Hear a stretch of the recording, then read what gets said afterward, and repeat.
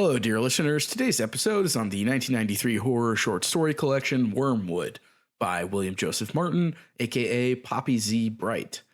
Wormwood is a collection of lush, decadent horror stories, sometimes set in a Southern Gothic atmosphere, but also ranging to places such as New York City and as far as Calcutta. The prose is purple, the atmosphere melancholy, and there is a pronounced fascination with death, decay, and handsome young men.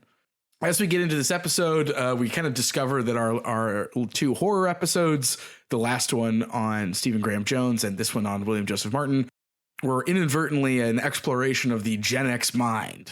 And so this episode touches on a discussion of goth subcultures, the casual racism and Orientalism of the 90s, also the expectations of horror as a genre. We also discover that there are some kinds of writing which are meant to be read in a pronounced Southern drawl. As always, we hope you enjoy the conversation.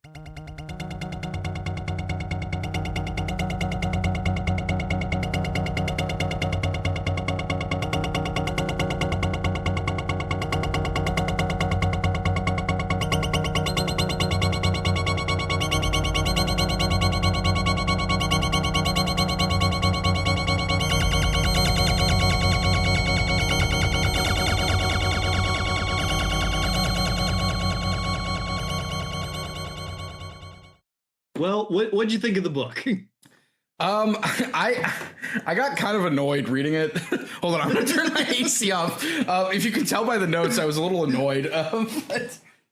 Hey, these so are I short. wrote my review on Storygraph is just one sentence that says maybe I don't want to become goth after all. So. Which I kind of do want to talk about that, but we can save that for when we get into it, like the goth subculture aspect of this book. So, yeah, absolutely. Yeah. I think that's super. I mean, that's part of why I wanted to talk about it. Because, sick. Okay. Like, there's a way in which, like, goth Gen X people are the only Gen X people I like, but even then I find them pretty insufferable.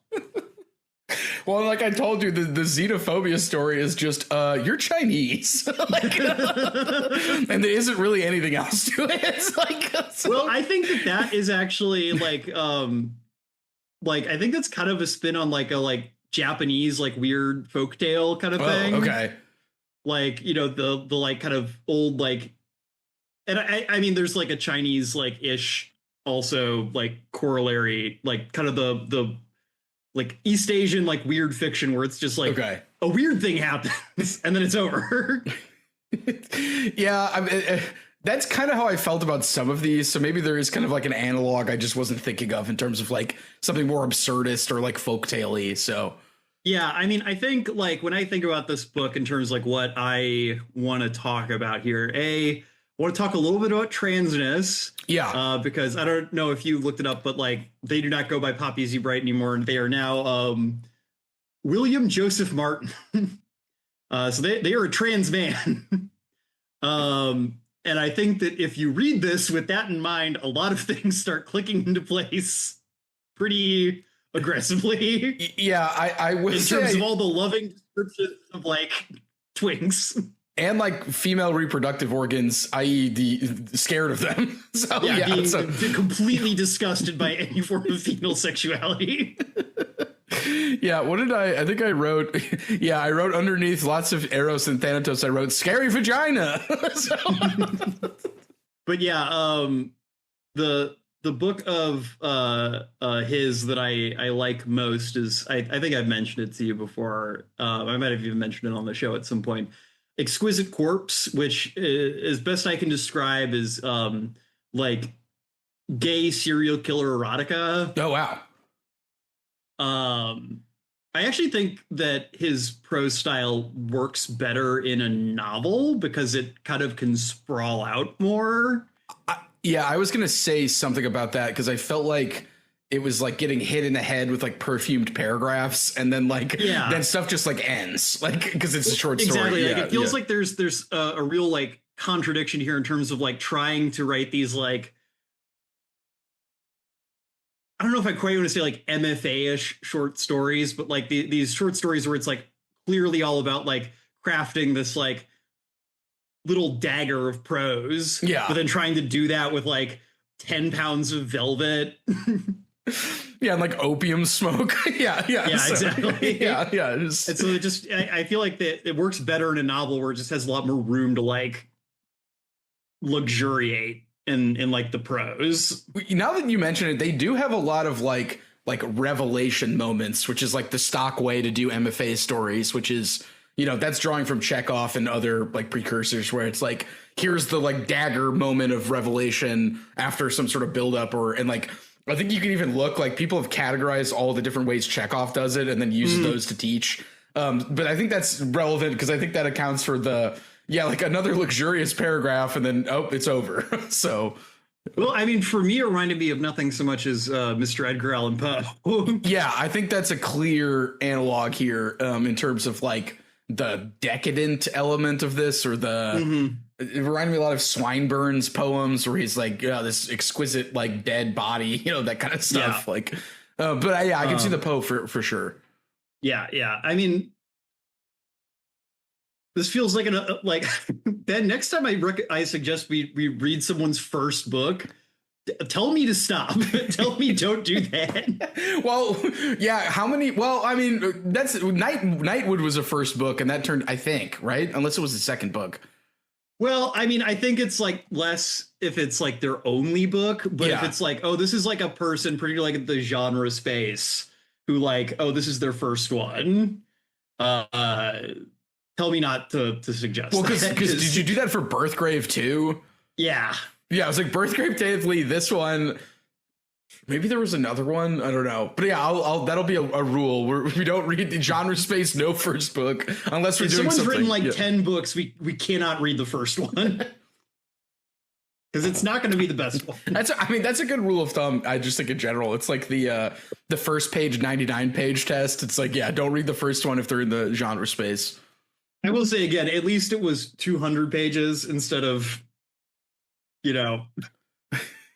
what we've been reading for some of these. Honestly, yeah, this is a refreshing lengthwise, I think. I started it was reading, great to have a book for the show I read in like 2 days. Yeah, I started reading some Caesar Ira again, and all of his stuff is 100 pages, and he likes to work in that way. And I was like, sometimes you can do nice things with concision, and I feel like, we just haven't been reading that for whatever reason, so. In anthologies as like a format kind of fascinate me. Because like, I don't know what I like better. I don't know if I like a one person anthology versus like, a friend of the show, Kara, who was on our last episode, just finished Don't Whistle Alone at Night, which is a pretty buzzy anthology of indigenous written horror. Recently I was telling Ben and I about it. And like, that's a total, like, I feel like that's kind of your two lanes with anthology fiction. You either have like the solo writer, like short story collection, or you have like the like multi-author, like on a theme anthology. And like, they're always like, both formats are always uneven for like just kind of structural reasons. But I don't know like which one I find like more enjoyable to me personally, because I feel like, there's a way in which like this book, even at its slim 200 pages, you get to the end, and it's kind of like, okay, I've seen you do like, you feel like you're like watching like a very talented dog, like do a trick. Yeah. And it's like very impressive the first couple times, but after like the 6th time it's done the same trick, you're kind of like, can you do anything else? Can I see more tricks, please? Yeah. Versus like the like multi-author anthology where it's like you can read like one of the best short stories you've ever read and then have it followed immediately after by like just the most trite garbage you've ever read. Yeah, that got in for some reason. Yeah. Like, okay, yeah, like this fits the same theme, but like one of these is good and one of these is bad. That also reminds me in Bernie the Fuck Alive, there'll be like some B.R. Yeager, like, psychological horror stuff. And then there's just a one sentence story about a guy who cut his own dick off. And you're like, oh, yeah, this is an anthology. Like, I think the story is like, it was the only thing he ever wanted to do. And after he did it, he couldn't do it again. So, like, and again, that's like after, like horrifying story about like murdering somebody to get out of COVID malaise, stuff like that. So, OBR. Also, relatedly, I've been getting back into buying like readers. I feel like you always see readers used a lot where it's like the James Joyce reader or the Joseph Conrad reader. And I used to not buy those because I'm like, I want the books themselves. But now I'm like, what if they wrote some weird thing that was never published elsewhere? Or what if I want to read the like critical scaffolding in the beginning to like get an understanding of like why this author is important? There's like a lot of interesting stuff with these collections that you don't get if you're just trying to find like, the one book or something like that. Sometimes it can be really tricky depending on like how much someone's written. Like I have Peter Gay's The Freud Reader. Oh, nice. Which, you know, I don't know. Have you ever heard of the standard edition, Ben? I don't think I have. So the standard edition is the compendium of all Freud's like writings on psychoanalysis and even kind of like pre-psychoanalytic works that it's traditionally like gifted to a new psychoanalyst when they like graduate from their training. Wow. And the standard edition itself is, let me check. That's going to be what, like 24 volumes. Yeah, I was gonna say. So, and I don't even know if that's everything Freud ever wrote. I mean, certainly not everything. I'm sure he had, private notebooks and things that have not been published or got lost or whatever, and like letters and all that shit. But 24 volumes. If you want to like learn about Freud, it can be really hard to like figure out like where to start a lot of times because his books are so different from one another. And, then you have the really like more theoretical stuff. You have like all the essays. So like a reader could be really handy in that case. And like, I feel like Nietzsche's probably similar. Right. There's a pretty good Nietzsche reader out there that I've seen, but I've not bought. And every time I see it, I'm like, I should get that. So, but yeah, I don't know. Sometimes I feel like we kind of get down on like stuff like that. I feel like there's I don't know. I've been thinking a lot about like trends in like education or like intellectualism. And I was thinking recently about like kind of the bias against memorization. Yeah. And how I kind of don't like that I was like raised in a time when like memorization was like totally out of vogue as like an educational tool, because there's like, as someone who like struggles with memory sometimes, it's like, oh, I wish I just remembered more stuff.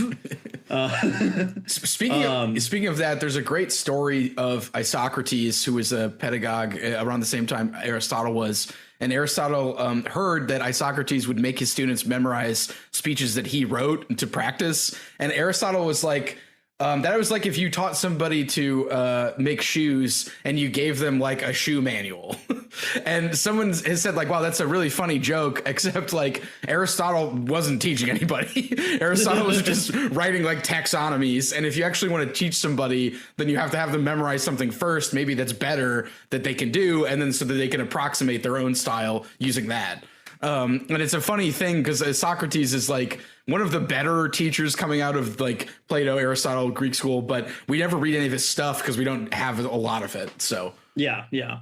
No, I mean, there's always been like, I'm sure Ben, you can speak to this more than I can. There's always like that tension between like, why do we have the people doing all the theorizing also teaching? Right. Yeah. Like, why are we asking two people? Why are we asking one person to do two totally different jobs and just like pretending they're the same? Yeah.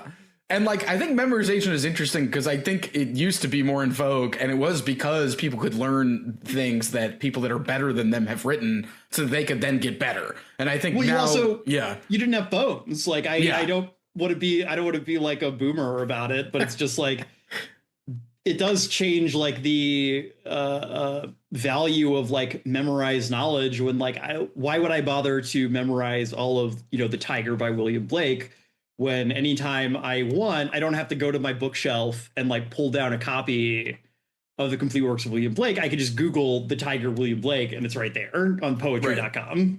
Yeah, man, that's almost like 2 degrees of removal. Cause it's like, imagine people memorizing poems because they didn't have copies of them. And now it's like, now we don't even have the books themselves. We just have the phone that does all the thinking for us. So yeah, it's like, yeah. There's something really strange about the way that like I don't know. I feel like our kind of super mediated age has both kind of destroyed like the last vestiges of morality in our culture, but then also created like a new morality in terms of like TikTok misinformation. Well, I mean, that's why Walter Ong is so popular now, is because everybody and their cat is using Walter Ong to like analyze second stage literacy, which is what Ong calls what we're in now with TikTok, where it's all about immediacy and word of mouth. So yeah. Whew, well, a little off topic there. welcome back to the Infinite Library, dear listeners. I'm your host, Ben. I'm your host, the decadent, corpse-like, pale, ashen, John. And we've invited you to recline in our crumbling southern mansion as we discuss this collection of horror short stories called Wormwood by Poppy Z. Brite. AKA William Joseph Martin. Yes, because the author, Poppy, transitioned to William. And we're reading her stories because I think, as John and I talked, we're reading his stories because I think John and I were talking about getting some horror in this season. And basically, he's known as a pretty famous horror author. And these stories have a kind of sumptuous, decadent atmosphere, which I feel like is appropriate for this crumbling southern mansion that we're in right now. The crumbling southern mansion that is America. Right. Yeah, I this was a pick of mine when we were planning the season. I wanted to make sure we got someone trans on for this season, and only kind of after the fact. I mean, we kind of planned for this to be like a horror like mini module in the middle of the season. Didn't plan on consciously when we were doing this, planning on having it be a Gen Xer.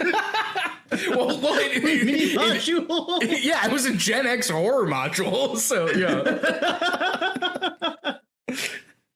One second, I got it. What year was Stephen Graham Jones born? I'm pretty sure he is a Gen Xer. Well, he's definitely a Gen Xer, but I was like, wouldn't it be crazy if they were born the same year? 1972 for Stephen Graham Jones. So he's actually younger than our good friend William. Well, yeah, William Joseph Martin. Yeah, he's 67. Yeah. Ben, did you read the intro by Dan Simmons to this? I did, and I was weirded out. So I feel like Dan Simmons is positively drooling over the author in a way that I found disconcerting. So, like, have you ever read any Dan Simmons, Ben? Oh no, I don't think I have. Weird guy. Okay, yeah. All right, that checks out, because I was like, very strange introduction. I've read a couple of his books, including the book he references here when he's talking about Calcutta, which I believe is Kali's song, something like that. One second, because Song of Kali. Song of Kali, okay. Which is one of those books where it's like, on a craft level, I have to say, quite good.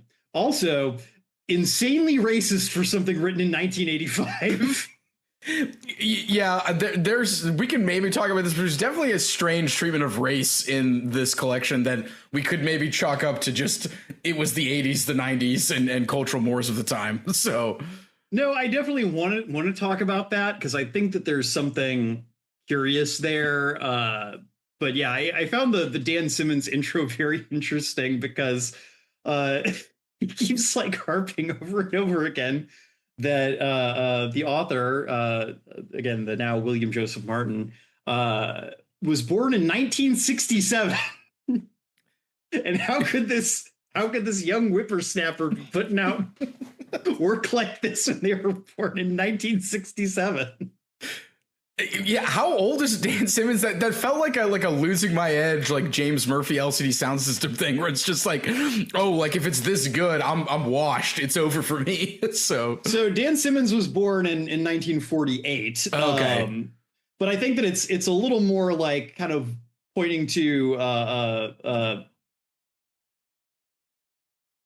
to Martin as kind of like a wonderkind, because this book came out in 1993. Yeah. Okay. Yeah. So this came out when they were like less than 30 years old. Yeah, and some of the stories are dated from like the 80s too. Like 1989. Yeah. And so there is something a little like strange about reading someone talk so breathlessly about like a young talent in 1993, who is now 50. Yeah. And, kind of like, wait, what? 1967? I'm like, because again, I didn't look at like when this was published when I started, but then when I was like reading that, I was like, wait, when did this come out again? Yeah. Like, how old was this person when this came out? And it makes, I think, a little more sense when you put it in the context of like, okay, this came out when they were 27. Right. Because I think, Ben, I know we're talking, I don't know quite what we're cutting in and out of our cold open, but I know this is a book that we both probably had some more mixed feelings on in a way, but I think for like something put out by a 27-year-old, it's pretty good. Yeah, I guess. As we were kind of discussing in the opening, I found some of the repetition of some of the like the decadent writing with the like needs of writing a short story to get kind of aggravating. And I also wrote like I wrote like just kind of a joke Storygraph review where I was like, maybe I don't want to be goth after all, like after reading this, because I just feel like the kind of like, oh, like sex, death, beautiful corpse type stuff to get a little tiring. Although the first couple of ones were pretty good. And so maybe I'm more with you than I'm making myself out to be in terms of like being struck by some of these. But by the time you get to the end, you're like, do you have anything else you can do? Well, I feel like I have my brain is going in two directions when you say that. And the first is, I don't know. I think that like I was saying earlier, like the anthology is always an interesting form because like I always find myself thinking like, am I really meant to be reading this like the way that I am right now? Yeah. Is this like what this book is actually structured to handle in terms of like how I'm reading it? Am I supposed to be reading this like it's a novel, like inhaling it over the course of like a day or two? Or am I supposed to be like picking this up and putting this down over the course of a few weeks and like reading one story, maybe two, luxuriating in them a little bit, and then like coming back to it again later? Which is like, maybe that's the better way to do it, given that they're all short stories. So yeah, but I think that that's another kind of portion of this is that like, this was, to my knowledge, this is not like a self-published work. Like I'm looking here, it has like the Dell horror imprint on it. Like this is interestingly, it came out on a small publisher of horror fiction in 1993, and that's what is known as Swamp Fetus. And then it got picked up by Penguin Books in 1995, and then Dell in 1996. So it kind of started small, and then I think clearly word of mouth got picked up more. So yeah, well, but I think what my point there is too is just like, 1993 was 32 years ago. Yeah. And I think there's something, again, I don't have all the like numbers in front of me right now, but like how many other people would have had a short story collection like this be something they were able to put out like so early in their career? Yeah, I mean, unless they were self-publishing. I mean, I can't really think of anything. And to me, that's probably because of the prose is quite luxurious and decadent. And I feel like that's almost the strength of some of this stuff, is just how like detailed some of the description is. Yeah. And it's something where I feel like if someone like William Martin was writing today, particularly like, it's always really tricky to talk about trans authors like in this way, because there is a way in which like you read this, like Ben was saying, like you read this intro from Simmons and he is like both praising the writing quite a lot, but also very clearly drooling in a way that feels a little weird about like this, 27-year-old like ex-stripper writing horror fiction like this. Yeah, and like there's like a photo that he spends a little too much attention on in the introduction of Poppy, then Poppy holding a bunny. That I'm like, I don't want. Do we need this? Like, come on, man! Like you're weirding me out. You're like the older guy at the conference, just weirding me out. Like, so. Like, but I feel like there's a thing where the move today would be to have this person write a novel, not to write a short story collection, because I feel like a lot of publishers would like look at someone with like this kind of a profile and be like, oh, well, like this person could be like a thing. Like I'm looking at photos of William Martin at this time, and you know there is a like they look like, you know, a cool like 80s goth person.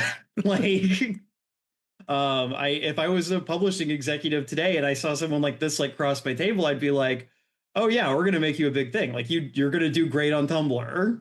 Well, and the releasing the short stories first seems like a move out of MFA workshops, because usually you'd go to the MFA workshop. It's easier to make and get feedback on short stories. Then you run a bunch of stories to the MFA workshop. Then you bundle those together into a collection, and then you sell that to a publisher.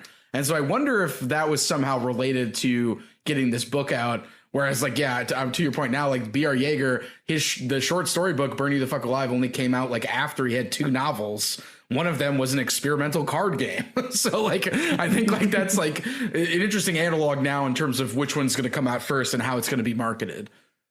Yeah, well, and also like B.R. Yeager, you know, he's still publishing independently from what I know. I think so. I mean, they got picked, like both of those came out through Apocalypse Party, and then this new one I think is coming out through another publisher maybe, but I could be wrong. Yeah. So I do not know if Martin has an MFA. But I mean, I definitely think I think the arc you're describing is pretty classic, Ben. You know, like it's something I recognize in my own writing kind of journey. You know, like you said, it's a lot easier to write short stories. You don't have to write nearly as much before you realize if it's good or not. And you can get feedback on them more closely as opposed to a whole thing. It looks like according to the Wikipedia page, William did have a novel come out in 1992. Okay. But most of these stories were written before that. Yeah. And it looks like that novel was a novel length version of a short story. So, hey. Well, actually, I do want to talk about when we talk about the stories, we should talk about the Steve and Ghost characters, because it looks like that novel features the Steve and Ghost characters. And there's 2 Steve and Ghost stories in this collection. Yeah. For sure. I mean, do we want to like start diving into the stories proper? I mean, do we want to do more preamble? What are you thinking? Well, I say I just want to give you a quick little taste of a paragraph of the prose, because I feel like the reader will want to hear this, and we can talk a little bit about that. So this is from the story, His Mouth Will Taste of Wormwood. To the treasures and the pleasures of the grave, said my friend Lewis, and raised his goblet of absinthe to me. Ben, yeah. This is New Orleans. That's not Lewis, that's Louis. To the treasures and the pleasures of the grave, said my friend Louis, and raised his goblet of absinthe to me in drunken benediction. To the funeral lilies, I replied, and to the calm pale bones. I drank deeply from my own glass. The absinthe cauterized my throat with its flavor, part pepper, part licorice, part rot. It had been one of our greatest finds, more than 50 bottles of the now outlawed liquor, sealed up in a New Orleans family tomb. Transporting them was a nuisance, but once we had learned to enjoy the taste of wormwood, our continued drunkenness was ensured for a long, long time. We had taken the skull of the Crips patriarch, too, and it now resided in a velvet-lined enclave in our museum. I feel like I got a little Colonel Sanders there. But Well, Nothing as you wrong can with tell, that. listener, quite a lot of well-chosen adjectives, as well as you could say a preoccupation with the morbid. So, Yeah, I think that given the kind of time period we're talking about here, late 80s, early 90s, I think that we can point to this book as pretty indicative of like what was going on in, I guess, what we could call maybe not gothic fiction, but goth fiction. yeah. It's interesting. I don't know if you have much of a relationship with like goth culture at all, Ben. It's something that I personally have a lot of kind of residual fondness for. I thought goth people were super cool when I was a teenager, and I was very disappointed to be living in St. Louis, Missouri, in the 2010s, where that just like was not a thing you could really be. And well, but now I feel like there's kind of like a throwback to it, because you always see advertisements for like goth dance night. Like, I feel like that's like a thing that you can go to now, whereas maybe you couldn't go to back then. Yeah, no, I mean it's definitely like had a resurgence, but I think it's something I find interesting where like it's this like pop, like it's kind of like goth, it's kind of like hippies, where it's like this thing where it's like there's this like concealed in like amber like vision of like what this thing was, and like what it looked like, but there's not always a lot like that image becomes so overwhelming that people like don't really know a lot about the culture that was actually like produced and like made this like a vital thing. Maybe a little less so with hippie stuff, just because like dad rock is a genre, and like places like Sunshine Daydream, or like but like goth, like I feel like there is like I feel like a lot of people probably don't know that there were like goth, like short story collections, goth magazines, goth role-playing games, goth music, goth clubs. You just see the people in black and you're like, oh, they're cool. Yeah, what are they doing? How can I get in with their like? And there's a frequency in this collection of characters that like play music, that like put on face paint to then go out to the club and to do things that I think are coded as goth. But there's also this like supernatural, morbid death fixation, which we also might say is kind of gothy too. So yeah, no, I mean, I think that this is not like a thought that I have fully developed in my head, but I think there's something very interesting about kind of goth culture's peak in kind of like the late 80s and early 90s, where it's the end of history, as we say. And when I think about this collection in particular, it's this way of like continuing to try to find places where romance and magic can like exist in a world that seems so thoroughly disenchanted. And I think that like where this ends up getting located in this collection, and I think like gothic culture more broadly, is in a couple places. It's in the past, and it's in the subaltern, whether that's racially subaltern, class subaltern, these places that, to I think what maybe would have been called at the time like yuppie culture, or like beneath contempt or beneath notice, like that is where beauty and horror and transcendence can still be located. And I think there's something,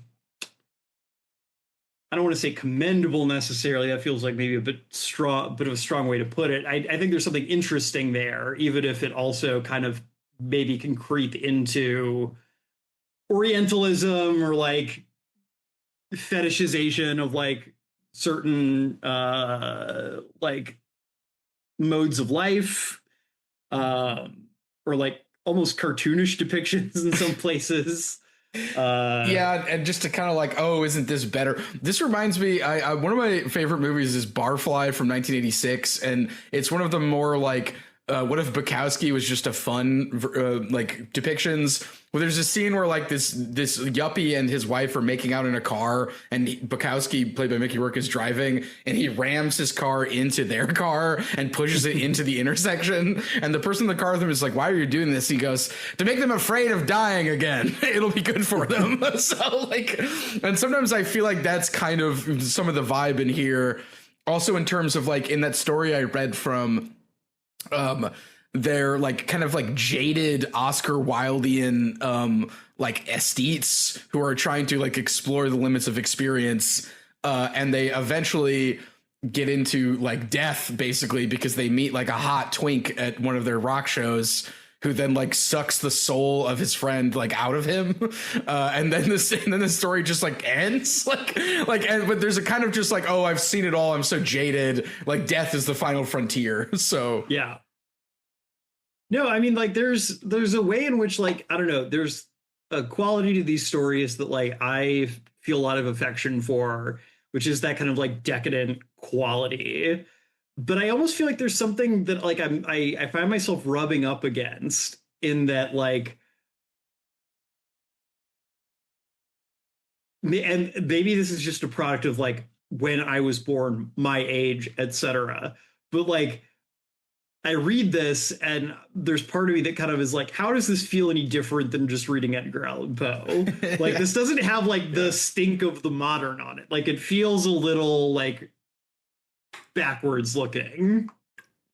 Well, yeah, because like, if you didn't know, like, like they could have just not gone to the club, and it could have been written in like the late 1800s. But instead, they go to a club, and then you're like, oh, it's the 90s or the late 80s, like, and then like, yeah, then they pick up the hot twink. That story has like the most like decadent, like, yeah, just sort of Oscar Wilde cosplay element to it, but like it appears in various places throughout in some of the like thick description, and there's a lot of emphasis on almost like every sensory detail possible. Like you can taste, you can touch, you can smell some of this stuff, and I think like that's particularly intoxicating in genre spaces, because like I think the cliche usually is like genre is, you know, badly written, which I don't think is true, but I think that might account for some of the sway this stuff happens, where it's like man, like you're not usually getting this kind of description in like going to the club with my, you know, with my friend who's Lord Henry Wotton, like, you know, so, but yeah. Well, I feel like horror is almost kind of the exception that proves the rule there, because horror is working in like such different registers than like science fiction, fantasy, or like even detective fiction. Yeah. Where horror tends to be less plot driven, and so it can kind of be more experimental or like more artistic with its prose, because it doesn't need to communicate precise details of like movement and action and like cause and effect in the way that maybe like a science fiction story does. Yeah, like plot incident or like things happening that are like related to the technology or something. So yeah. I was going to say, do we want to actually like get into some of the stories? Yeah. So we kind of already touched on the Wormwood story, but the first one, Angels, features two characters who actually reappear in a later story in the collection, How to Get Ahead in New York. And their names Steve and Ghost. And I like, they have a pretty interesting relationship, because I think it's depicted as quite close, but like I don't think it, like if it is a gay relationship, it's all implied. Like there's a part where they talk about like how they're very protective of each other, and they like seem to know each other pretty intimately. But there are queer characters in these stories, but with Steve and Ghost, it's pretty just like they're just very close. And I liked that picture of the friendship. And I also liked seeing them come back again, even if the New York story was a little strange at times, where it feels like they turned New York into both like a zombie infested apocalyptic city and like a Calcutta bazaar. It's like, oh, we're at the bazaar of New York where you could buy shrunken heads. And like, you know, you could watch movies that are set in New York in the 90s, like pre-Giuliani, and it does look like a kind of carnival-esque atmosphere, but it's also like, I don't know, it feels like it's like in the genre space in that story. But then with the Georgia one, or not the Georgia one, I think, where are they in Angels? I think they're in Carolina. There's somewhere. I think North Carolina. Yeah. To me, I feel like in the South. In the South, I feel like, you know, in the rural South in particular. William is from the South, and I feel like the Southern stories have a very stronger atmosphere that doesn't feel as cartoonish as the stuff in like New York, for instance. Well, I think that's why, you know, again, in like the Simmons intro, they make a big deal, and this is something that also plays out in other books by them that I've read. New Orleans is like kind of their dominant setting. Yeah. You know, there's a way in which like the How to Get Ahead in New York story, I found myself kind of wondering, has this person ever been to New York? Because it felt so cartoonish. Yeah, they get attacked by like hordes of zombie homeless people as soon as they get off the Greyhound, and then they're just like wandering through the street, just being like, you know, yokel, like they have like a straw in their mouths, and they're just like, you can just smoke weed here, can't you? You know, like it's very, very strange. So, but yeah, there's a very strong like urban rural divide in their fiction. Yeah, even if like I don't necessarily know that it makes a case that one is better than the other. Like both seem to contain their own horrors. Yeah, because like the Carolina one involves like this. The discovery of these twins so Stephen Ghost's car breakdown. They have to talk to somebody at the house about fixing their car, and there are these two twins that were like separated, or they were joined at born birth. Siamese twins, and they were separated after birth. So they have like they're each missing like an arm, and so there's like this like scar portion where like their shoulders are where like they used to be connected. Yeah, and they like do these weird dances, and they don't speak a lot, and they supposedly only spoke way later in life. It's very like We Have Always Lived in the Castle. Yes, which I didn't particularly like that book that much, but it's very We've Always Lived in the Castle, and like the twins are. But the first thing they say is like, we never wanted to be separated, which freaks out the mom. And so like Ghost decides to sneak the twins into a bigger city and to set them free, so to speak. And then they attempt to find a back alley doctor who's going to join them together. And the operation is horrible and they die. But there's this sort of like loss of this like unity that once existed in the womb that the two twins are trying to get back to. And instead of being like a spooky story, it's very melancholy. And I feel like there's a melancholy aspect to a lot of these that isn't exactly like horror or suspense, although some of them do that as well. Yeah, there's definitely a couple stories that verge more on kind of like melodrama or like tragic comedy almost. Yeah. You know, I'm thinking specifically of The Elder. Oh, wait, no. Yes, The Elder, which is a story about a baby getting electrocuted to death by a Christmas tree. See, now, if you ask me, John, that felt like some Gen Xer being like, I'm going to really make some people uncomfortable, and then writing the equivalent of like a dead baby joke, which I did not particularly enjoy reading that. So yeah, but it's like, it's a dead baby joke, but it's also like a lushly like described dead baby joke that's so focused on like the sensory details of like this decadent way of like the way that the Christmas tree looks and the like taste of licorice and blah blah blah. Yeah, because the electrical cord tastes like licorice. That's like one of the reoccurring images, right? Where the baby like mistakes it for licorice because of the color. Yeah, and so the baby puts the electrical cord in the mouth, gets electrocuted, and then the husband does that later. Yes. So you know, it's not scary. Yeah, it's upsetting.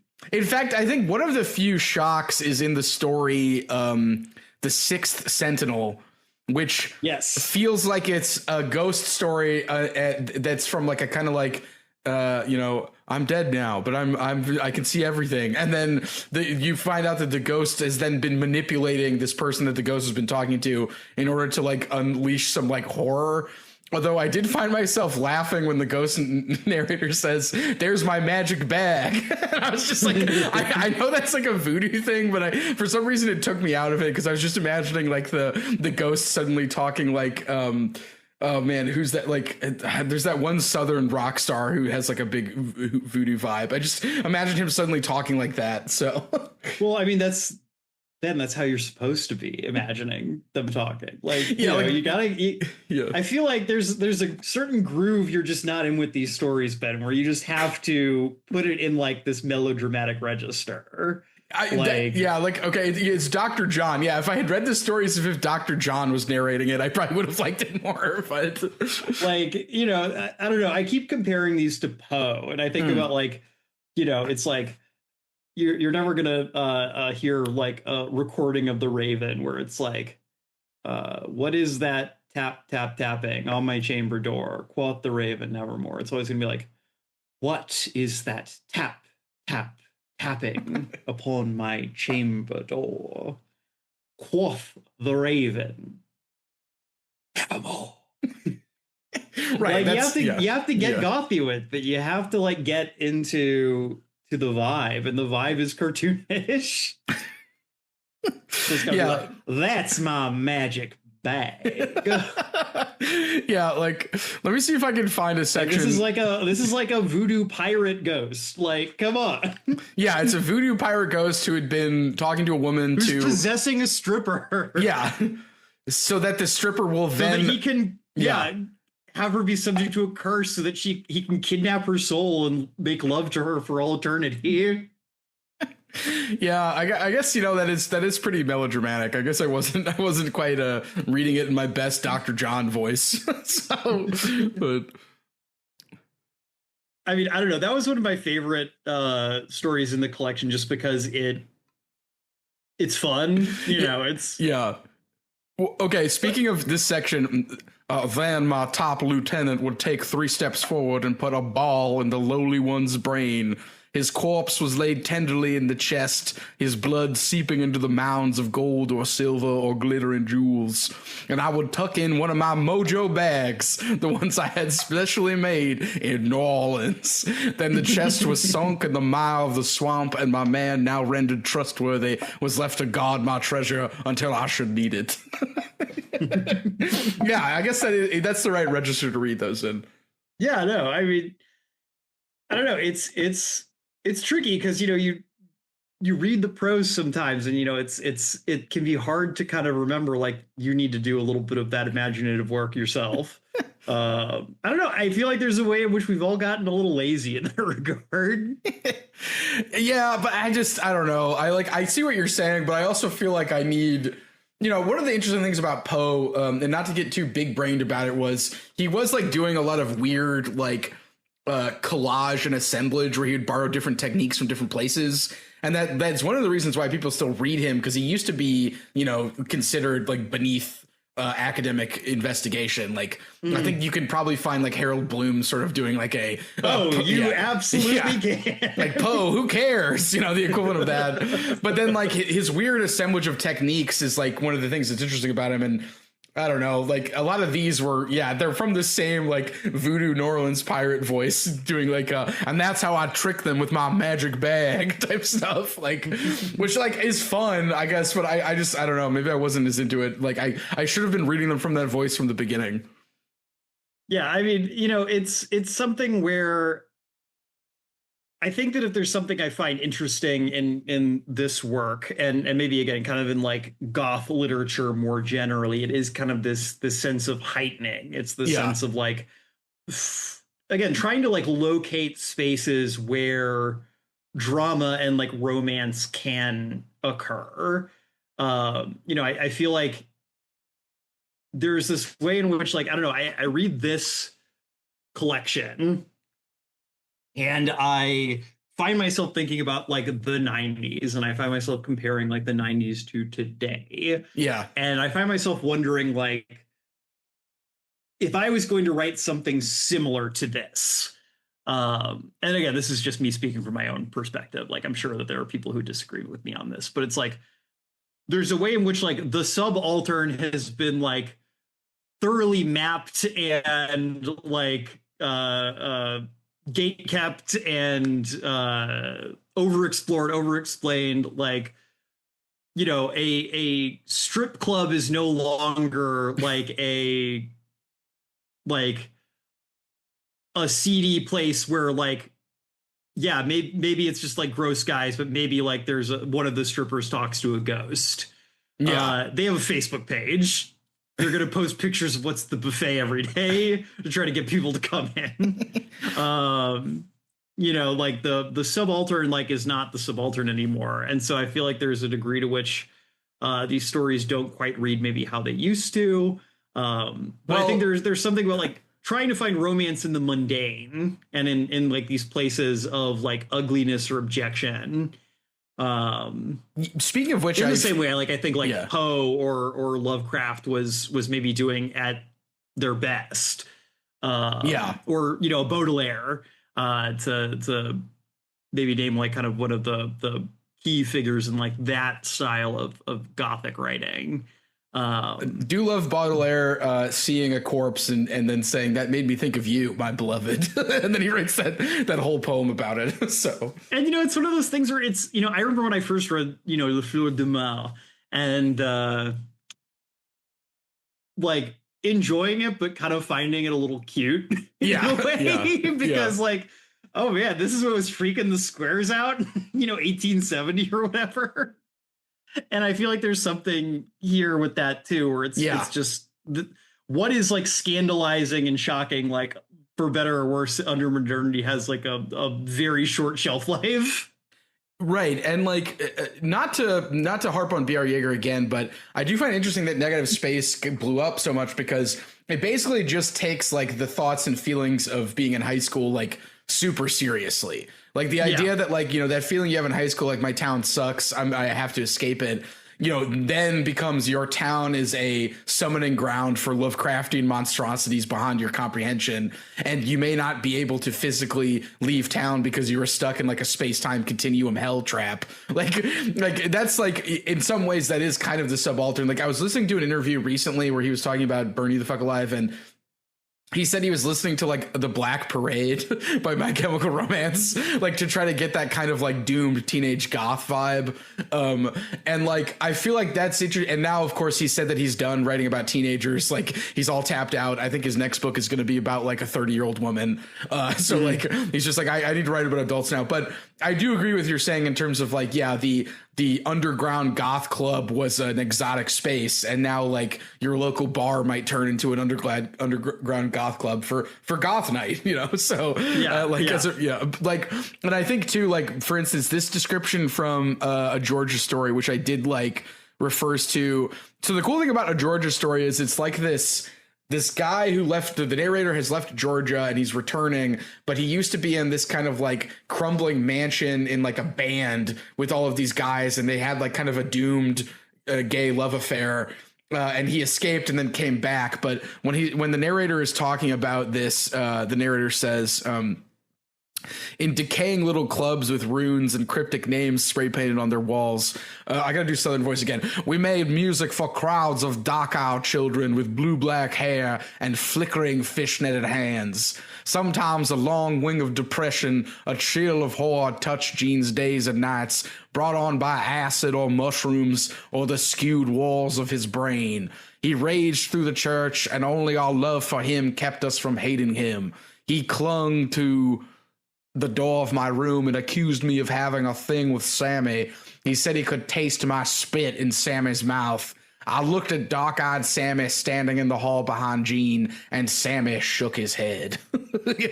So like, you get that sort of like very lurid image of that club, and then it's sort of the doomed romance. Yeah, I mean, okay, I have two things I want to say here. I'm going to start with one that's going to like double us back a little bit, and then I'm going to continue on with the second one because I think that's going to follow with your point. I think, to kind of piggyback on something we were talking about last episode, I almost wonder if that's kind of part of the reason, like, quote unquote, like trauma horror is so big right now, is because it's very hard to like locate horror within like a big spooky castle. Yeah. Or like these more like environmental or like structural factors, because like the map feels so mapped. Whereas like the inner lives of like human beings feel like the only place where you can find that kind of horror at this point. Yeah, the architecture of the mind. So and in a way it's like, taking what like the Gothic always was, which was mapping like the horrifying parts of the subconscious onto physical space, but now we've just kind of doubled back, and I don't know like how we square that circle, but I think that's interesting. The second part is Ben, I don't know if you picked up on this. Were you surprised? I mean, I guess I told you before we read this, like, when you as you read this, what did you think about like the author being trans? Because to me, it all made it was kind of one of those things where it's like, oh, duh. I honestly like was like trying to keep that in the back of my mind, but I wasn't looking only for it. But there's a preoccupation with female reproductive organs being scary and horrifying that then led me to remember that was a theme. So well, there's also all the loving descriptions of twinks. Yes, like tormented twinks. Yeah, there are a lot of tormented twinks in a Georgia story, and also in the twink who kills the Oscar Wilde and Lord Henry Woden character in the Wormwood story, and more such twinks in other stories. So yeah, and both the novels I've read by them, I've read Exquisite Corpse, like I said, I've also read Drawing Blood, are very centered on like young gay male relationships. In fact, I'm struggling to think of a straight character in any of those books. And I have a quote here from Martin.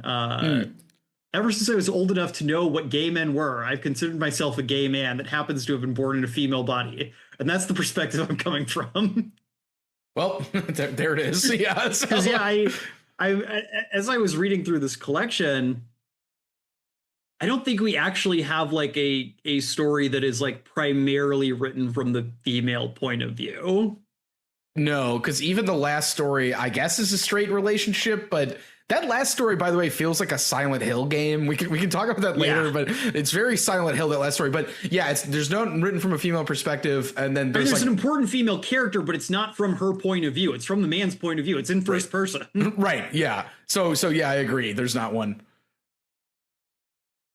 I feel like the closest we get is that Sixth Sentinel story, but that is still like this third person, presumably male ghost, Dr. John, narrating the memories of this woman. Yes, yeah, and so it's not even like her internal monologue. It is like an omniscient third person narrator who seems to be male, describing like someone else's life to us. Yes, yeah, in a sort of like I'm narrating her life because now she's a ghost kind of way. So yeah, and I found that interesting. Like I kind of found myself wondering, like, how was this taken at the time? Yeah, I feel like there's a way in which, like, I think about this in relation to other forms of like people who are not perceived as like gay men, like rating gay male relationships. And there's something here that does feel very different than like what I'll call like the heated rivalry model, which is like, using gay men to like have, the way I've always understood it and how to explain to me is like a lot of like this kind of like female reader or viewer centric like gay male storytelling, like yaoi, about like yaoi being another example here. It's like, oh, it's about having two men who are like basically like you could have a relationship where both people are equal in a way that like can feel very hard for like heterosexual women to imagine. Well, yeah, there's a way in which homosexual relationships or homosocial relationships are like more they're doing the version of heterosexual relationships that are often thought is the ideal. So, and I don't mean this to like put that model of things down. Yeah. I haven't read the book Heated Rivalry. Show pretty fun.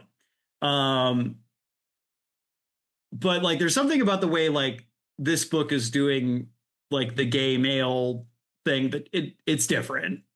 And maybe it's again kind of like it's doing like doomed gay male relationship, but like not in like a bury your gays type of way. Like it's not like, oh, I'm killing these people off because like gay people can't be happy. It's like there's something like more unconscious going on here in a way that like I found very interesting. Like it's not that it can't be happy, but it's like this couldn't work, or like, or more like I mean, I don't know exactly what William Martin, Poppy Z. Brite's like trans like coming out journey looked like. I don't know if I don't know like how they felt about themselves and like their identification like as they were writing this book. But like I'm reading this book and I'm reading the loving descriptions of twinks and I'm thinking about someone who desperately wants to be a beautiful young gay man instead of a woman. Well, I also feel like you can kind of see that in the Stephen Ghost thing, which is why I brought it earlier, because they aren't depicted as being gay, but they know each other very intimately. And they're very trusting and protecting of each other, which I enjoyed reading. And I wondered, you know, if it was going to be like we find out more about the relationship. Like there's a version of that Angel story where in trying to save the twins, the Stephen Ghost like romantic relationship is thrown into relief. But that's interesting, kind of like occluded behind, you know, just not depicting it and just having them be friends. And in the New York one, like, it's just like me and my friend making it in the big city of New York, you know, and that's just pretty much it with some like genre tropes on top of it. So, yeah, I don't know. Maybe in previous work, they explored the situations more broadly, but they did the twink characters did feel kind of like, yeah, doomed. And well, for instance, one of them ends up as a circus geek in a Georgia story, which I feel like is both cartoonish and is getting at that idea of just being trapped in your hometown. And it's just made, you know, manifest as being a circus geek. So yeah, being the one groovy person in small town Georgia. Yeah. It's just like, oh, you're the town freak. Yeah. We feed you whatever rats or whatever they feed him in a car. And he was the guy who was in the doomed relationship who then, when one of his partners killed himself, he then was committed to an insane asylum. So, yeah, that felt very Gen X to me. Yeah. But again, like that was the one story where I felt like the 10 feet of purple velvet prose, as you described it, John, with the like emotional revelation, like the two clicked for me in that one. Yeah, I think it's definitely one of the best stories in the collection. And interestingly enough, it's one of the ones where the horror elements are definitely more to the side. Yes. Yeah. Like there's objection, but like it feels more literary. Like it's not trying to scare you exactly. It's trying to like, again, it's tragic. Yes, in like a very like classical sense. There's a great description of being at the fair that I enjoyed. I'm going to read that. Let me see if I can find it. A few jacked up cars and rickety pickups were parked on the fairground lot. I pulled in hoping for an ice cream cone as sweet and cold as they used to be, a slice of greasy, chewy pizza, a ride on the merry-go-round maybe. A small adventure, a way of blotting out the silences that Georgia had brought back. The pizza was thin and cardboard dry. The ice cream melted in a gummy river over my fingers, and they had no merry-go-round. I was making my way through the oily mud and evil-smelling waste cans toward the exit when a hand brushed my shoulder and a Georgia voice said, "You haven't seen everything yet." Yeah, that's perfect. So reality bites. Yeah, I just like you get that nice loving description of the fair, and then the fair actually sucks because yeah reality bites. So.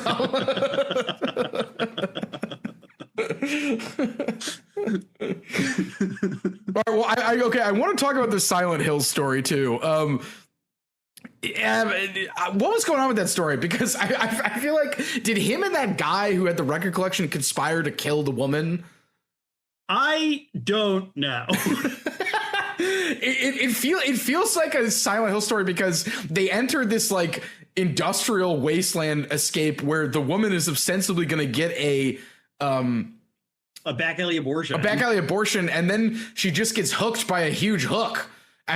And that actually might be the only moment of true horror in the entire collection, is the moment that she gets hooked by a huge hook.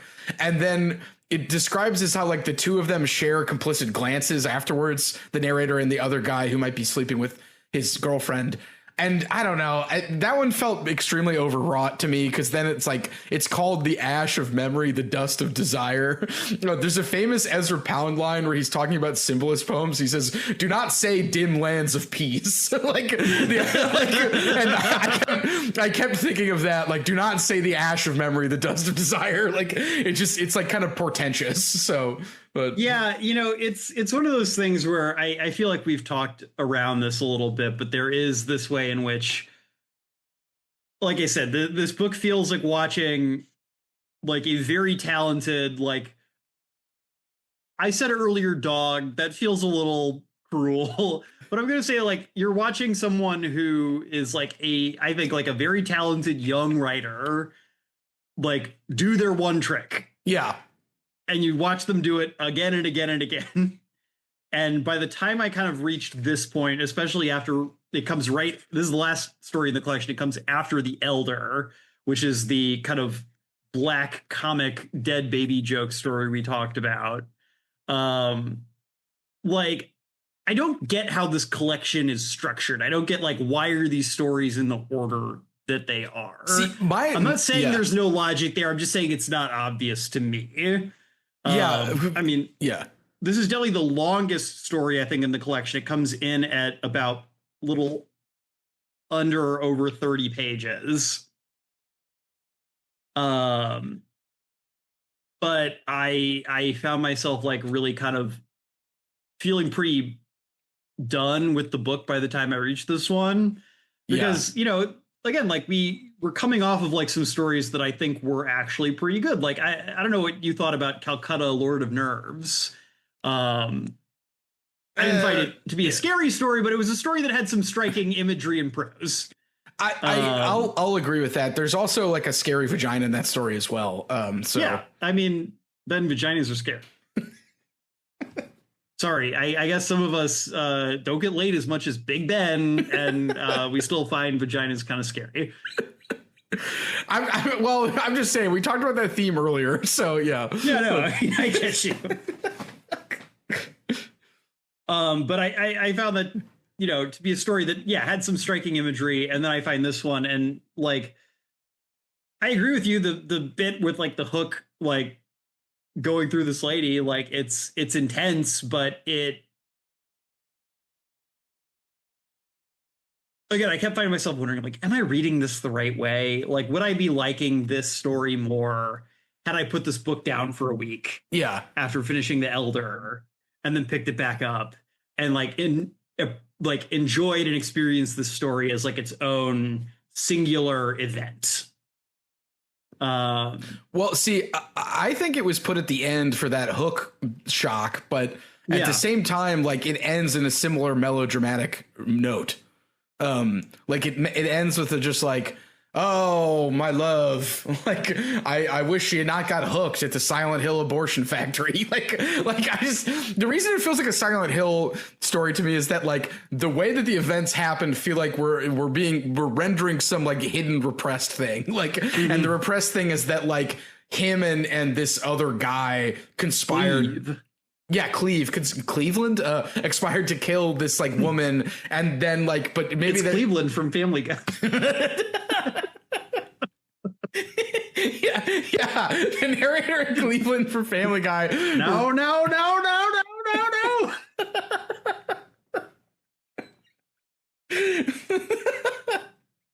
Yeah, I see. That's the thing. It's like, I don't know what's going on. It feels like maybe there's like a realistic version where she died getting an abortion, and this is the narrator dealing with it as her getting hooked in a back alley factory. But also, like, I don't think that's set up to be read that way, and so it just kind of feels like a bunch of fucked up stuff happens and then it's over. So, again, I feel like it's this feels like one where, again, like the like, I think the author's talents get kind of outpaced by like the needs of like writing what they're writing. Yeah. Because I feel like there's a way in like a version of this story that's longer, that explores the relationships between these characters more, maybe more directly implies what's going on. Because it's a story where like the kind of central tension in this story is that this guy is taking his girlfriend to get this back alley abortion, but he doesn't know if the baby is his or this other guy's. Yes. Yeah. And we don't totally know, like there's some kind of weird three-way like love triangle happening between these characters, but it's a love triangle where everyone is fucking everybody else. Like it's not just like one person who's interested in two people. Yeah. Like they're all interested in each other, but they can't just be a throuple because it's the 90s and that's not done at the time. They hadn't invented polyamory yet. No, people have read about it in Time magazine, but they don't know what it is. So, but like I think that like a version of this story that had more room to like sprawl out and explore kind of like the metaphysics of kind of like what's going on with this like old mill and like this like decrepit, seemingly like totally abandoned like back alley area of the city would work better. Yeah. But because it's a short story, like we don't have the time, even though it's like the longest story in the collection. Like it feels like it's hitting this unhappy medium compared to some of these earlier stories. Yes. And I think there's also something where I feel like there's like two types of stories in this collection. You have the story, I think, kind of exemplified by maybe Angel or a Georgia story, which are, they're tragic. And maybe there is like a central image at the end, but it's not shocking in that way, that maybe like the hook protruding from the chest, or in a story we haven't talked about, xenophobia, the eyeballs in the vagina are not. You know, I found myself as I was reading some of these stories thinking about a dichotomy I'm not particularly fond of, but the weird and the eerie, written by fellow Gen Xer Mark Fisher. Which I would argue not that great of a book, but yeah. No, it's a bad book, actually. I'm going to go out on a limb and say it's not actually a very good book. And I don't think it's a particularly useful dichotomy, but I think like the idea of like weird fiction is like fiction where a thing is there that shouldn't be there. Yes. And I think that I find that to be more like, I think that idea of weird fiction is more compelling than his idea of like eerie fiction, which is fiction where something that should be there is not. I think that's far stupider. I'm also not a big fan of the inside-outside dichotomy that he uses in that book, because I think it increasingly gets confusing. It's like outside in comparison to what, you know, like there's a kind of like the way in which like you can get a glimpse of the outside and then you're scared and you're shook and you go mad with Lovecraftian horror. But like as soon as you try to apply that to something, it starts getting confusing and like not very useful to me. So, I mean, Ben, have you considered that jungle music didn't save Western civilization, and that made him really sad? Well, he wrote his dissertation, and so we have to excuse like how he's not a very good writer or thinker because he was really sad that jungle music didn't save Western civilization. Well, but he was also really Thatcherism. He was also really sad. He wrote his dissertation on goth. Speaking of goth, like that's what his diss was about. It was about goths. So yeah. I mean, I don't like Mark Fisher. I'm going on the record on the pod. Don't like it. Well, yeah, I feel like you've been going on the record. It's not like I remember I brought him up offhandedly on one episode, and you're like, "Yeah, what a hack!" I think you just said that. But yeah, like the weird and there's some instances of the horror or the eerie or the weird being like, yeah, the eyeball shouldn't be in that dead lady's vagina in the xenophobia story. But I guess what I'm trying to say here is I feel like the stories that feel stronger in this collection to me are the stories that have like a more tragic element. I agree. Yeah. Then kind of the like quote unquote weird fiction. Not because those stories are necessarily bad, but just it feels like there's less meaningful there. Yeah, those are the stories to me that feel a little more like exercises in like genre mores. Yeah, and I feel like with the ones that you've identified, there's more space for them to be like more like about more than what they're actually about. Where with the other ones, you get to the end, they're like, well, that's it. You know, like the scare happened, or somebody died, or like a corpse was made again. I don't know, like so it's that kind of stuff. But no, I mean, and like I feel like they tend to be the stories where like the Southern Gothic tradition is like a more live element. Yes, in them. I know you said you weren't a big fan of like what we've always lived in the castle. I'm not like a huge like Southern Gothic fan, but I do feel like there is something very striking about that tradition in terms of like how it works very differently than like classical Gothic fiction. Yes, and I think explores like the human element in like a much more like grounded, concrete way than like something like what was that book? The second episode we ever did. Castle of Otranto. Castle of Otranto, or like The Monk. Like, not saying those books don't have anything to say about like the human condition, but I think, and maybe it's just because I'm American. But yeah, the Southern Gothic tradition seems like a lot more grounded in like the real like human elements of these characters. And I feel like the places where this book kind of strays out of that and into more abstract territory, the stories just don't feel quite as strong. Well, and the other interesting thing about We've Always Lived in the Castle was I feel like it spends a lot of time kind of like manifesting what would be the ghosts psychologically. So like people have these ways of compulsory behavior or thinking about their past traditions that like cause there to be ghosts in a sense if they're not ever any actual ghosts, which I was appreciating even without really loving. I think like I kind of just wanted just a spooky ghost. Maybe that's a shortcoming on my part when I was reading that. But once I like realized it was like the human compulsion that was like causing some of this stuff to happen, I was like, oh, I get it now. But I didn't like love it, I guess. It's almost like the unconscious was the real monster the whole time. Right. And, it sounds like we've been talking about how sometimes that's in these stories, the unconscious is the real monster, but not all the time. So, I mean, I think it's always there. I think it's a matter of how it's being explored. Yeah. And I think that's true of like any horror fiction. Not to again put on my vulgar Freudian cap. Is this different from your other Freudian hat? Yeah. No, they're the same because I'm not well versed enough in psychoanalytic literature to have a non-vulgar Freudian hat. And it's a dunce cap. It just says Freud on it. Yeah, just so we're clear, it's a dunce cap that says Freud on it. Yeah.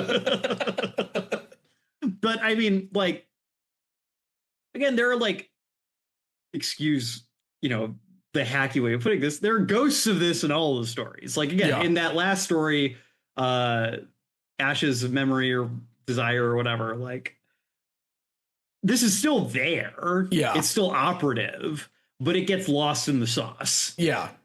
I think that, like, there's a way you can read, like, the story, The Sixth Sentinel, as being a story about someone's, like, the ghost is not a ghost exactly. Like the ghost is like this compulsion this person has towards like self-destruction. Yes. Because they like, their dad killed their boyfriend while they were pregnant and then they had to get an abortion.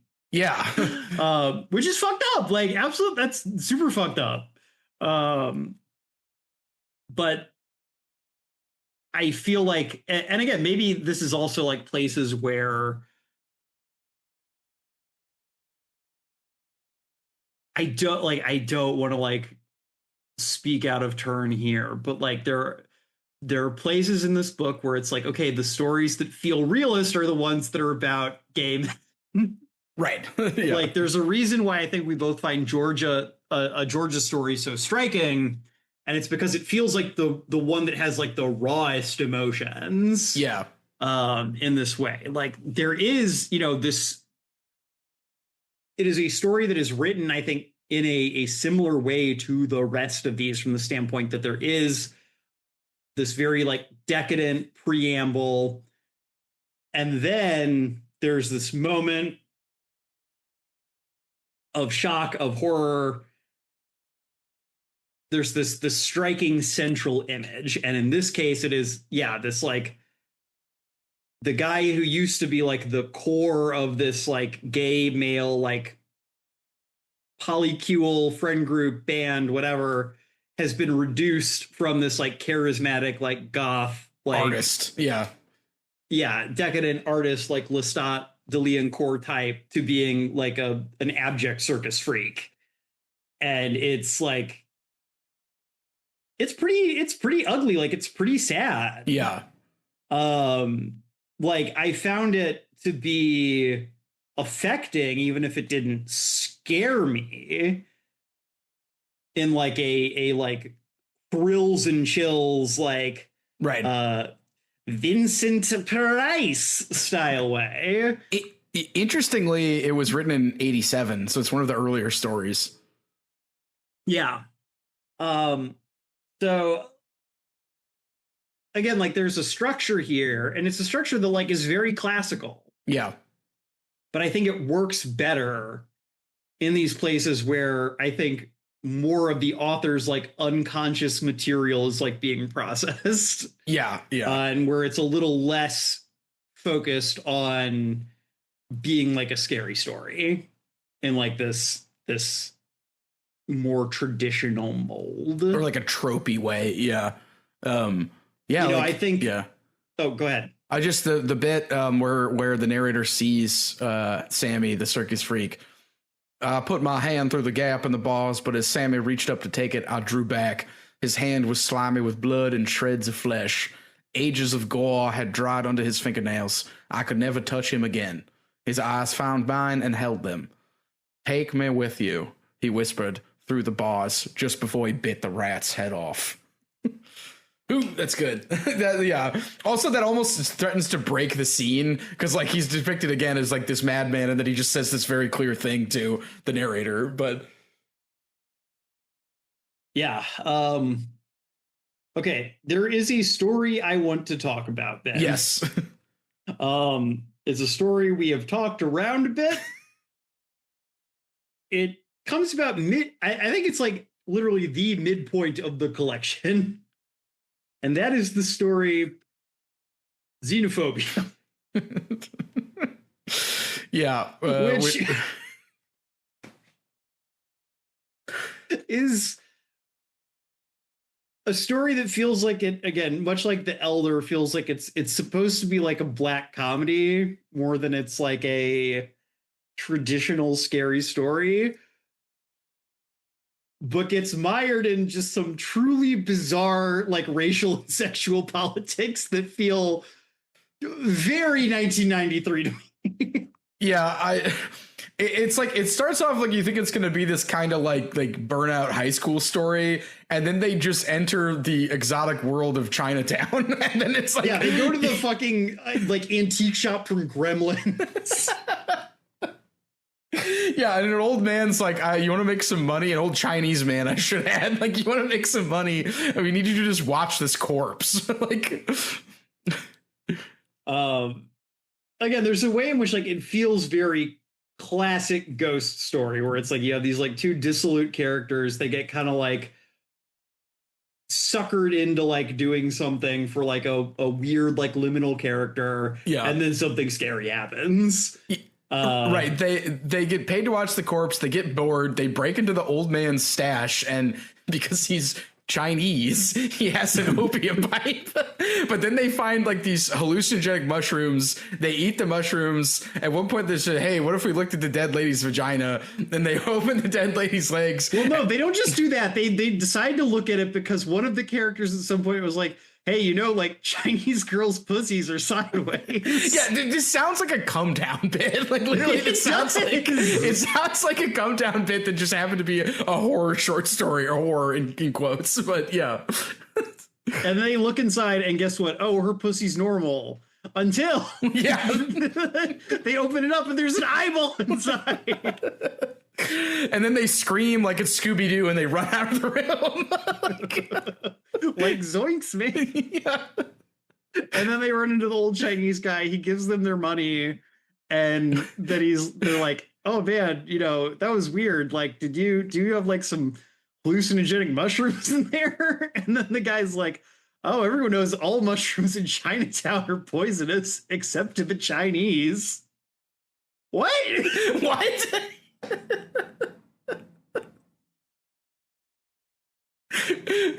Yeah. It was because of ancient Chinese magic or something. Like, it's The story is a lot funnier if you imagine that instead of the two protagonists, it's Adam and Stav, and Stav's the one who's like, "Hey, Adam, you got to look at your pussy."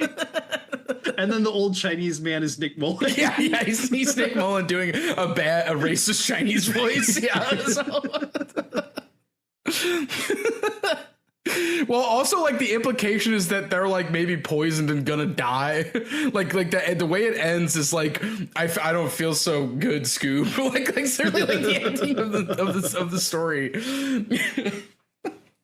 Yeah, I feel weird about this story, especially again as the person who's more experienced with this author's work.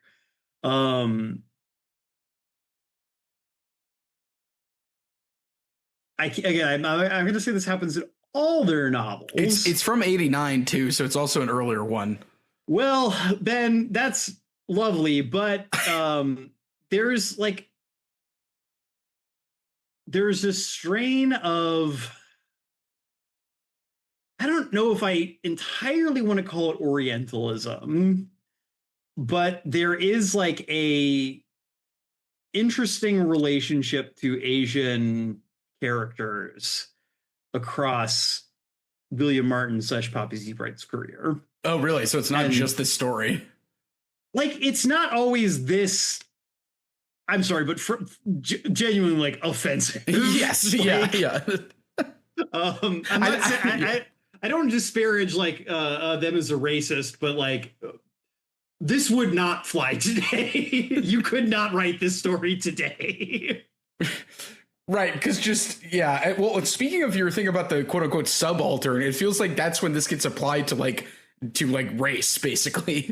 Like, and that's one of the reasons where that, like, again, is like, trying to find this subaltern horror stuff, it gets misapplied to just Chinatown. So, well, again, I drew like a Gremlins comparison earlier, and it's like, that, or like Once Upon a Time, not Once Upon a Time, Big Trouble in Little China. Yeah. It's like, I watched that movie a couple months ago, and it's a fun movie, but it's kind of like this thing where it's like, oh yeah, like in Chinatown, there's like gang wars like bigger than most like conventional ground forces. Also, interesting, like every day. That was '86, and again, this story came out in '89, so not sort of similar. In '89, yeah, or it was written in '89, yeah, but there's this way in which, like, again, like, and even like in the Georgia story, there's like a moment where like he talks about how like when he was having a bad trip, like the guy would describe like rainbow colors and Chinese fish to him to calm him down. And like there's this way in which like, like this is very much just like a thing in the 90s where it's like everyone's discovering like Asian culture in this like very tokenizing way. And there was that anxiety about Japan in the 80s too. Mm-hmm. Or even like in Calcutta Lord and Nerves, which is a story that takes place in Calcutta and is ostensibly from the perspective of like an Indian or maybe like Indian American character. There's a description of like the goddess Kali, and the narrator describes her as the goddess of the age, which is a reference to the idea of the Kali Yuga, which is like the current age of like moral dissolution and depravity that we currently exist in prior to the re-arrival of the 10th avatar of Vishnu, who will usher in like the new golden age. Yeah. It's not named after the goddess Kali. Like, it's named after a demon who's also named Kali, but they're separate characters and not related. Right. So there's this way in which like there's this simultaneous like romanticization of like Eastern culture, or like a locating of like enchantment within it without like a deep or meaningful engagement with that culture. Yeah. In this way that feels very, like, frankly, icky to me. Well, yeah, especially the bit at the end of Xenophobia where it's just like, no mushroom is poisonous to Chinese people or whatever. It's like, what? Yeah. No mushroom in Chinatown. Oh, in Chinatown. But like, I'm on the record. Like, I like their novel Exquisite Corpse. One of the central like images in that book is like a beautiful Vietnamese twink like being murdered in like like exquisitely detailed prose. One of the main characters in Drawing Blood is like a very cool like Asian American stripper who like comes and like saves the main character from their own like alcoholism. Like there is just a strain here that I almost said something like, hello, nurse. Yeah. So anyway, and also like there's something I found a little strange here where like there's a lot of stories that take place in the South, that take place in New Orleans. Black characters pretty tertiary throughout this collection. Right. I think that was partly why I wasn't as interested in the Calcutta story. Not that I knew that the details weren't there, but I feel like at that point I had realized that the stuff that's not set in the South wasn't some of the better stuff. And then when I was like, oh, now we're in India, I went, like, so. Yeah, like, there's a line in that story where like it's a zombie story. And, you know, it's like even the Hindus couldn't figure out how to like make sacred the Walking Dead. And I'm like, why would you think they would do that? It's like, just, I'm going to check real quick. Like it spends 5 seconds checking. Well, I don't see anything. Like, yeah. So, but. And again, it's one of those things I don't want to like tar this person as like an inveterate racist or like cast too many aspersions. But I do feel like it's this place of like, I don't know. Sometimes you read something from the 90s and you kind of forget like, oh man, you could just be a lot more just like unintentionally or intentionally racist in the 90s, and like no one cared. Yeah, no one cared. And I think it also goes back to the blind spot thing where we talked about some of the like the reach of the stories like not quite meeting the grasp. And I think like you can also kind of see that in terms of the subject matter. I think in terms of like what gets exoticized and what gets rendered correctly or realistically, we should say. So. And it's something where I find it a little frustrating as someone who like does want to, at least in terms of art, like I do want to find those places where you can find enchantment or transcendence or magic or sublime or horror, like in the world as it exists. Like I do not want like horror or like gothic or like fantastique fiction to be like totally cut off from like modernity and like fully like relegated to like this like carnival show idea of like the past. But I also am kind of like, can we do that without being like Asian people or magic? Well, you know, like, I mean, George Lucas couldn't do it. So, like, I wonder if it's just kind of like a blind spot. But he's the greatest artist of our generation. Yeah, and even he can't. Even he sometimes does Asian space magic stuff that's bad. So, but.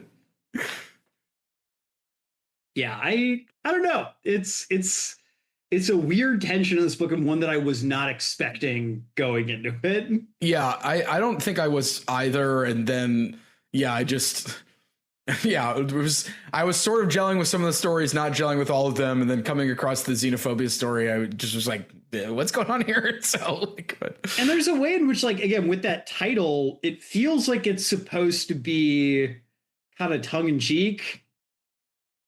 but like I don't feel like it sticks the landing at all. No, it's like you've talked about this before, John, that Gen X thing of like saying, look at this thing that I'm doing, as if that's going to somehow excuse the fact that I'm doing it.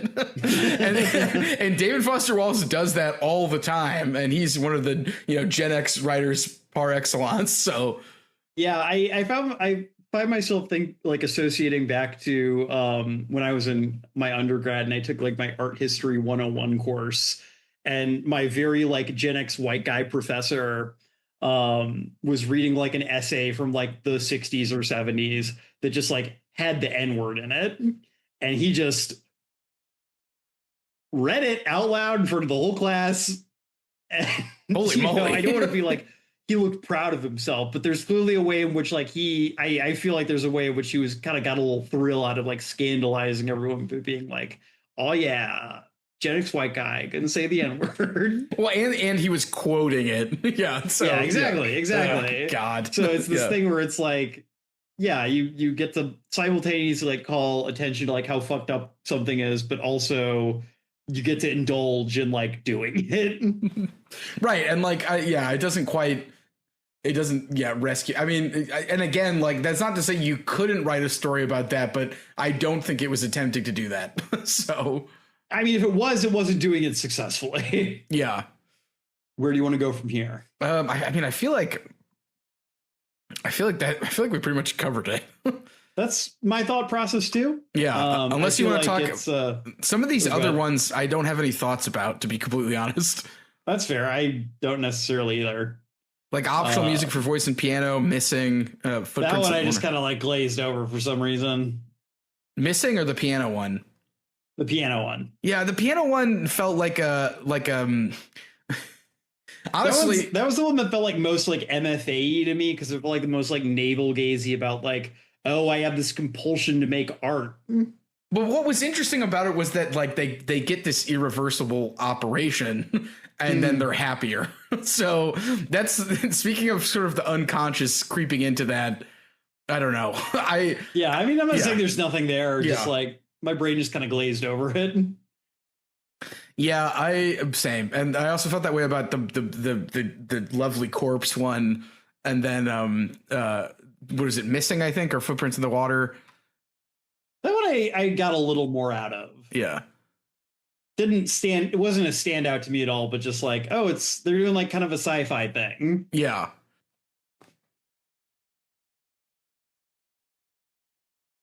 So how do we want to close out? I mean, the easiest way is probably to do something along the lines of this. So, Ben, any final thoughts on Wormwood by William Martin, aka Poppy Z. Brite?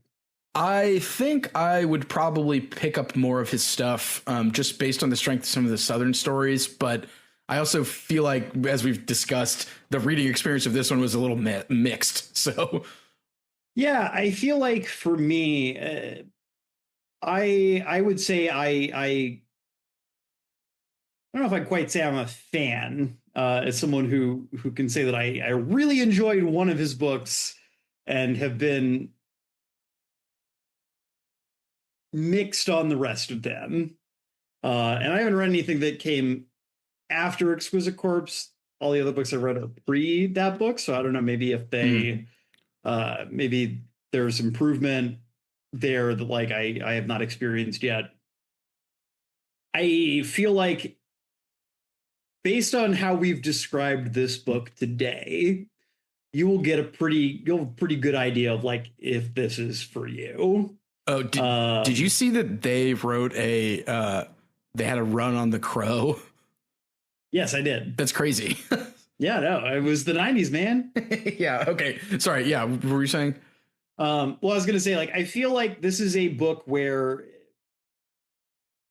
based on how we've described this today, I think our listeners will have a pretty good idea of like, is this something I would be into? Yeah. If you enjoy kind of decadent, creaky, elaborate prose, like a lot of like heavy, maybe even like overwrought sensual descriptions of like gross or abject things, you will like this. If the idea of reading a story about the ghost of Captain Dr. John the Pirate Ghost possessing a stripper and narrating, her like tragic backcountry Cajun outbringing appeals to you as it appeals to me, you'll like this. If, like Ben, you cannot appreciate the pleasures of reading a story in Foghorn Leghorn voice, this one might not be for you. I think that Exquisite Corpse, however, is great, and we will be reading that for the show at some point. We will be reading Exquisite Corpse. Yeah, I'm excited. I mean, I kind of want to read that one based on your description, but I also think your assessment is very fair in terms of if this will or will not be for you, listener. Well, I don't have a whole lot else to say on this one. I feel like we've said about what we have to say. Anything else you want to tell the fine people out there in podcast land, Ben, before we finish up for the day? I mean, I'm really excited about the two next ones we're going to read, Dunford's Travels Everywhere and then Three Lives. I think we're going to get a nice little detour into modernism with both of those, although coming from two very different perspectives. So, yeah, for sure. We'll be back in 2 weeks with Dunford's Travels Everywhere. Don't have anything else to really announce at the moment, but we'll be back with that here soon. So thank you for joining us today. Thanks for joining us on our exploration of the Gen X mind over the last 4 weeks. Until next time, I've been your host, John. And I've been Ben. Semper Books. Semper Books. BOO capital X for Gen X.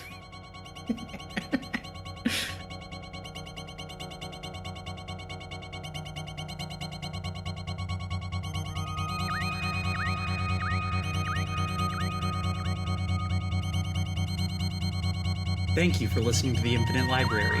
If you liked our show, we hope you'll subscribe and leave us a review on Spotify, Apple Podcasts, or the podcast app of your choice. It helps us a lot. If you want to follow us on social media, we can be found on Twitter, Instagram, and Blue Sky at Infinite Library Pod. If you'd like to contact our team directly with episode ideas or feedback, email us at infinitelibrarypod@gmail.com. Our intro music is by Amos Legend in the Forest of Mayhem. Our outro music is by DJ Daggy Diggs, and our logo was created by Lars Noir.